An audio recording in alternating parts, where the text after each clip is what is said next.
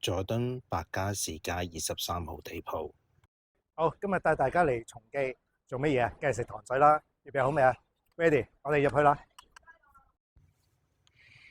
喺店鋪外邊呢，佢張貼咗好多糖水嘅介紹啊，或者食物啦。當然啦，佢仲有啲果汁啊，同埋擺咗好多芒果喺門口嘅。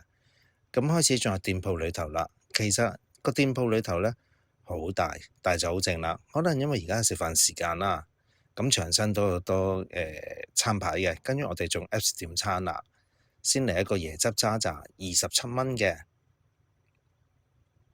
然後就個芝麻豆腐花30蚊，紅豆沙豆腐花都係30蚊嘅。